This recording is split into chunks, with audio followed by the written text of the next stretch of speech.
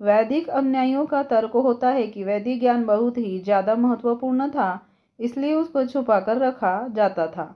खास लोग इसको श्रुति स्मृति द्वारा एक पीढ़ी से दूसरी पीढ़ी तक आगे बढ़ाते हुए ले जाते हैं। भाई, महत्वपूर्ण ज्ञान और छुपा कर रखना, क्या आपको यह बात हजम होती है? महत्वपूर्ण ज्ञान हो और उस समय के विश्वविख्यात विश्वविद्यालय में नहीं जाए, क्या वह महत्वपूर्ण ज्ञान कोई दुल्हनिया थी जिसको घूंघट में रखते हुए बंद कमरे में रखने की प्रथा थी? चलो थोड़ी देर के लिए उसे दुल्हनिया ज्ञान ही मान लेते हैं और उसको खास लोगों द्वारा छुप छुपा कर श्रुति स्मृति द्वारा आगे करने की प्रथा भी मान लेते हैं। परंतु उस बहुत ही महत्वपूर्ण वैदिक ज्ञान रूपी सुंदर वैदिक दुल्हनिया को अचानक से मुस्लिम शासनकाल में क्यों निकाल दिए? उस ज्ञान को मौर्य या गुप्त काल में क्यों नहीं निकाले? उस वैदिक दुल्हनिया रूपी ज्ञान को एकदम से उस अज्ञात खास व्यक्ति ने राजपूत मुगल ब्राह्मणी गठजोड़ काल में ही क्यों निकाला?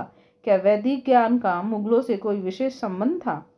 दूसरी बात, इन वैदिक अनुयायी वाले भाइयों से कि वैदिक बातों और ज्ञान को 2500 वर्ष बाद तक भी श्रुति स्मृति के माध्यम से मुगल काल तक लेकर आ गए। 50 प्रमुख सम्राटों की मुख्य बातों को कैसे भूल गया?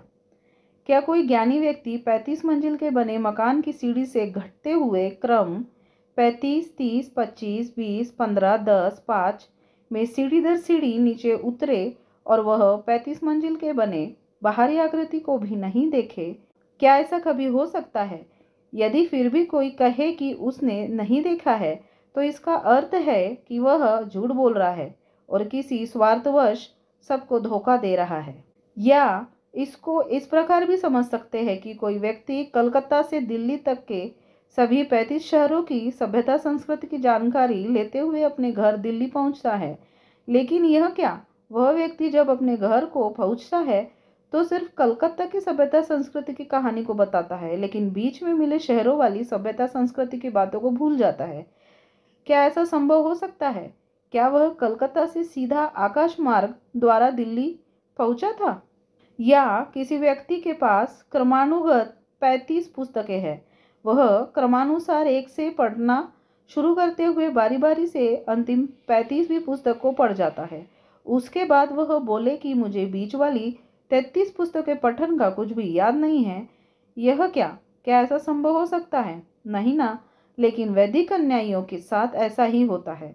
वह 2500 वर्ष पूर्व की बातों को याद रखता है, लेकिन बीच के वर्ष वाली बातें उसे याद ही नहीं। या अब आपके सामने कोई व्यक्ति किसी नल के पानी को एक पाइप द्वारा 35 फीट की दूरी पर ले जाना चाहता है। उसके लिए वह नल में 35 फीट लंबी पाइप को जोड़ते हुए नल के टेप को खोल देता है। अब आप लोग बताओ कि नल से जो पानी 35 फीट लंबी पाइप से होकर गुजरेगा, वह पानी पाइप के शुरू से होते हुए 35 फीट के अंत तक सभी को गीला करते हुए गुजरेगा, या बीच वाले भाग को सूखा ही छोड़ेगा? क्योंकि वैदिक वालों की पाइपलाइन बीच में सूखी है। नोट: आप सभी पाठकगण से अनुरोध है कि थोड़ी देर के लिए अंग्रेजों द्वारा उद्भेदित और लिखित भारत के इतिहास को भूल जाए। अब आप लोगों को भारत का इतिहास कैसे दिख रहा है? आज अगर हम लोग वैदिक साहित्य के भरोसे रहते हैं और भारत में अंग्रेज प्राचीन इतिहास को सामने नहीं लाते, तो बीच के रहे सैकड़ों सम्राटों वाले युग के स्थान पर मनुवादियों द्वारा लिखित उनकी श्रुति स्मृति वैदिक पुराण वाले साहित्य को ही पढ़ते रहते। इसके इतिहास में कितनी सच्चाई है, यह आप लोग उत्खनन से प्राप्त साक्ष्य को देखकर या पुरातात्विक इतिहास के अध्ययन से ही समझ गए होंगे।